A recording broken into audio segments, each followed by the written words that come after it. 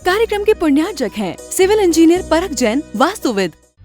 दया भावना foundation, जिसके नाम में ही छिपा है दया का स्वरूप, जिसके अंतर्गत आचार्य श्री विद्यासागर जी महामुनिराज के मंगल आशीर्वाद एवं मुनिश्री 108 अविचल सागर जी महाराज की पावन प्रेरणा से संचालित हो रहा है भारत का सर्वश्रेष्ठ आचार्य विद्यासागर गौ उपचार अस्पताल एवं भगवान श्री राम पक्षी उपचार अस्पताल। ग्वालियर झांसी हाईवे से 110 kilometre, Jhansi Kanpur highway, Jhansi Tikamgarh highway, Jhansi Shivpuri highway, Jhansi Lalitpur highway पर घायल, जख्मी, बीमार, दुर्घटनाग्रस्त गायों का एवं अन्य पशु पक्षियों का उपचार एवं संरक्षण का कार्य फाउंडेशन द्वारा किया जा रहा है। फाउंडेशन का भारत के प्रत्येक 4 लाइन, 6 लाइन एवं अन्य राष्ट्रीय महामार्गों पर प्रत्येक 150 से 200 किलोमीटर के अंतराल पर आचार्य विद्यासागर गौ उपचार अस्पताल संचालित करने का लक्ष्य है। आप भी दया भावना फाउंडेशन द्वारा किए जा रहे सराहनीय कार्य में आर्थिक सहयोग अवश्य प्रदान करें।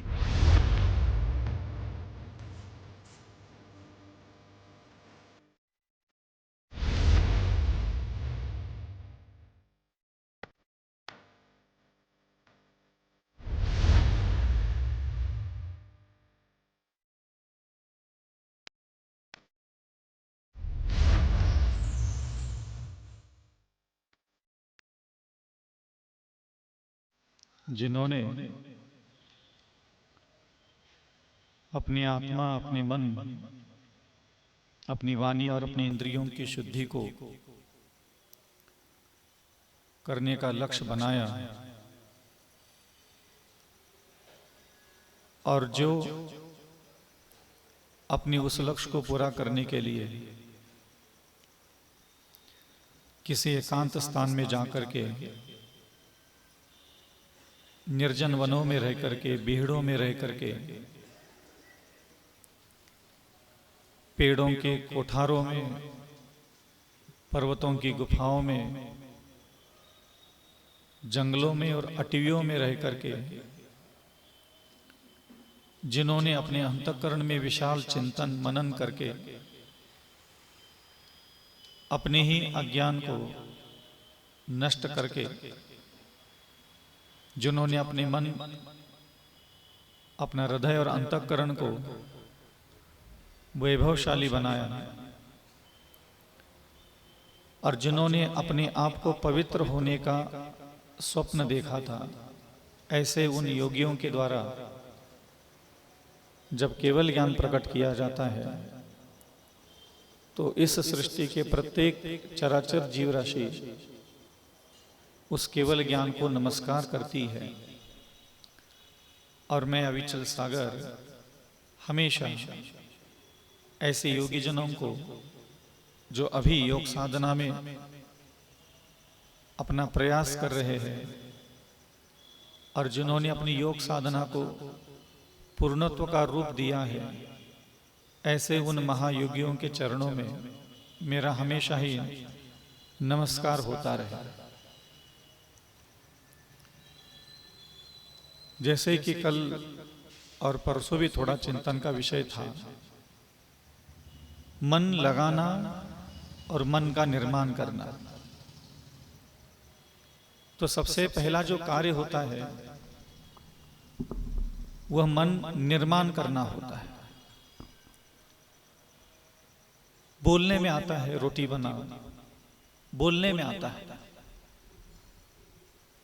और बनाना तो रोटी ही है, लेकिन उसके पहले, रोटी बनाने के पहले बहुत सारे काम हमें करने होते हैं। हम सीधा सीधा जाकर के रोटी नहीं बना सकते। अनाज को बोना होता है, फसल काटना होता है, अनाज को घर में लाना होता है, उसको साफ सुथरा रखना होता है, जीव जंतुओं से सुरक्षित रखना होता है, पीसना होता है, आटे को छानना होता है, छानने के बाद आटे को गूंथने का काम होता है। लेकिन कोई व्यक्ति ये नहीं बोलता, वो यही बोलता है कि भाई रोटी बना लो। अगर आपको कोई घर जाकर के कोई बोल दे कि रोटी बना लो, तो आप सीधा सीधा रोटी बना लोगे? आपको मालूम है कि अगर मुझे ये काम बताया गया है तो उसके पहले की भी जो करने की योग्य काम है वो मुझे करने पड़ेंगे। मुझे आटा छानना पड़ेगा, आटे में पानी डालना पड़ेगा, आटे को गूंथना पड़ेगा, उसकी मात्रा को भी देखना पड़ेगा। ऐसा ही ग्रंथों में, उपदेशों में, बोलने में, कहने में आता है कि मंत्र में मन लगाओ। तो सीधा सीधा तुम लोग जाकर के मंत्र में मन लगाने के लिए 60 साल लगा दिए। बोलने में आता है, कहने में आता है, पूजा में मन लगाओ, भगवान में मन लगाओ, ध्यान में मन लगाओ, ये कहने में आता है। और कहना भी यही चाहिए, अन्य कोई भाषा तो हम कह नहीं सकते। लेकिन करने के योग्य कार्य जो है हमारे लिए मालूम होता है, तो हम उस कार्य को पूरा विधिवत तरीके से पूर्ण कर देते हैं। पहली शिक्षा मन लगाना नहीं, मन निर्माण करना। एक ऐसा मन निर्माण करने के लिए भगवान कह रहे हैं, जब हम इन सूत्रों को चिंतन के लिए लेते हैं, विचार के लिए लेते हैं, एकांत में बैठ करके कभी इसका आलोड़न करते हैं। भूत अनुकंपा, व्रति अनुकंपा, दान, सराग संयम और क्षमा भाव और निर्लोभ वृत्ति, ये 6 शब्द चल रहे हैं अभी, जिसके कारण आत्मा को सुख अथवा साता कर्म का बंध होता है आत्मा में। और कालांतर में जीव इस साता कर्म के बंध के कारण जब वो कर्म उदय में आएगा तो वो सुखानुभूति प्राप्त कर लेता है। इसमें एक चीज जो मुझे समझ में आ गई कि आपका यह कर्तव्य नहीं है कि इस पूरे संसार में कौन सा इंसान सही है और कौन सा इंसान गलत है। सबसे मेन मनोविकार जो हमारे मन को मलिन करता है, हमें अपवित्र, अशुद्ध, अशोभनीय, प्रभु को पसंद नहीं आता आज हमारा मन, हमारी वाणी प्रभु को पसंद नहीं है, हमारे शरीर की इंद्रियां प्रभु को पसंद नहीं है, मंत्रों को पसंद नहीं है, मंत्र के अधिष्ठित देवी देवताओं को हमारा मन पसंद नहीं है, हमारी वाणी भगवान को, मंत्रों को, स्तोत्रों को, पवित्र आत्माओं को पसंद नहीं है, हमारे शरीर की इंद्रियां उनको पसंद नहीं आती। और उसका मूल कारण क्या है? हमने जब से जन्म लिया और अभी तक हम सिर्फ एक काम करते हैं, जो हमें अच्छा लगता है वो सही है, जो हमें अच्छा नहीं लगता वो इंसान गलत है। और प्रभु कहते हैं कि आप इससे ऊपर उठिए, कुछ इस सृष्टि का अवलोकन करे, कुछ ज्ञान प्राप्त करे, कुछ समझदारी प्राप्त करे, और आप इस सृष्टि में एक निर्णय लीजिएगा, आज के बाद में किसी इंसान को ये अच्छा है अथवा किसी इंसान को ये बहुत बुरा है, ये विचार मैं नहीं धारण करूंगा।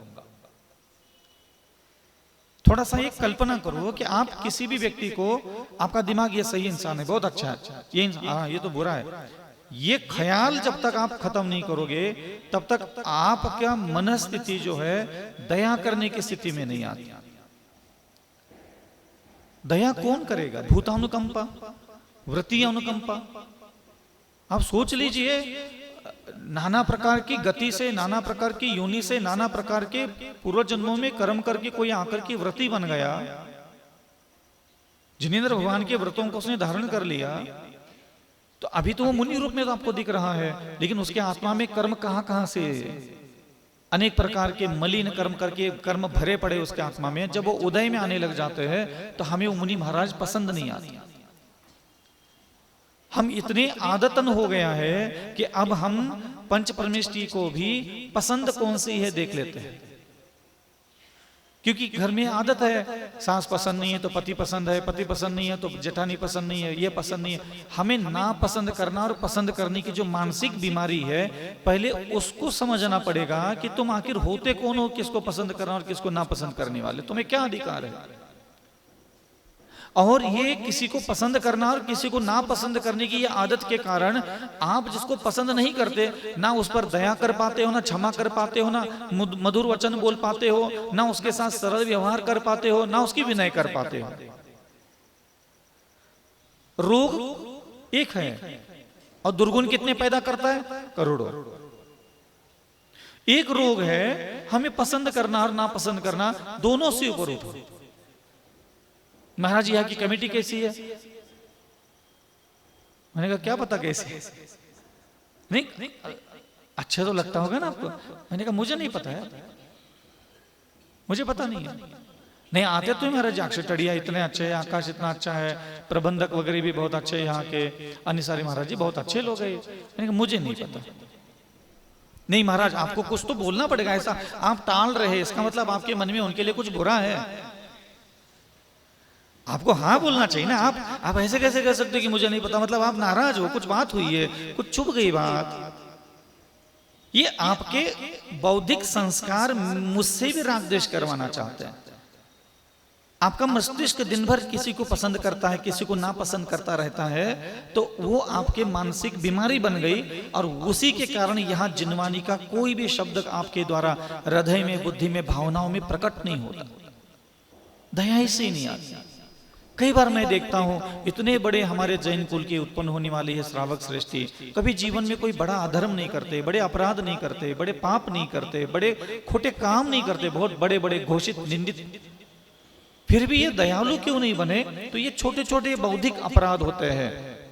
हमेशा सारे पाप हाथ पैर आंख नाक से नहीं किए जाते, कुछ अपराध प्रज्ञा अपराध होते हैं। प्रज्ञा का मतलब बुद्धि के द्वारा किए जाने वाले, स्वभाव के द्वारा किए जाने वाले, अपनी विचारों के द्वारा किए जाने वाले कुछ अपराध होते हैं। और उन अपराध को हमें समझना पड़ेगा कि मेरा मन कौन सा अपराध कर रहा है जिसके कारण यहाँ जिनेंद्र भगवान के अनुसार मेरा मन नहीं चलता, क्षमा करने के लिए तैयार नहीं होता, दया करने के लिए तैयार नहीं होता। अब यहां प्रकरण चल रहा है दया का, भूत अनुकंपा, जगत के प्रत्येक चराचर जीव की राशि पर अनुकंपा करने के लिए भगवान ने कहा। फिर मैंने सोचा फिर ये सारे जगत की जो अनुकंपा क्यों नहीं करते? क्योंकि जब चिंतन करते करते करते करते करते करते ये पकड़ लिया, वो पकड़ लिया, वो पकड़ लिया, अनेक प्रकार की बातें मन में आ गई, लेकिन मैं उससे संतुष्ट नहीं हुआ। लास्ट में एक सेंटेंस आ गया कि ये पसंद करना और ना पसंद करने की इनकी आदत है, जिसके कारण ये दया भाव धारण नहीं कर पाते, निर्दयी बन जाते हैं। आप यहां आकर के बड़ी बड़ी बोलियां, बड़े बड़े दान, बड़े बड़े आचरण, बड़े बड़े व्रतों के नियम ले लेते हो, लेकिन आपके परिवार के कुछ लोग ना आपकी इस धार्मिक क्रिया को पाखंड कहते हैं, ढोंग कहते हैं। क्यों पता है? क्योंकि आप उनको पसंद नहीं करते। जो जो आपको पसंद नहीं करता, तो आप जिनको पसंद नहीं करते वो ढोंगी पाखंडी लगता है। समझ में आ रहा है? हाँ, एक व्यक्ति यहाँ धर्मसभा में उठकर के प्रश्न पूछता है, महाराज जी ये सब लोग पाखंड करते हैं, जबकि उसकी पत्नी भी मंदिर जाती है, और जाकर के पत्नी को सुना दो तो मंदिर जाकर पाखंड करती है, बोल लो नहीं सुनाएगा,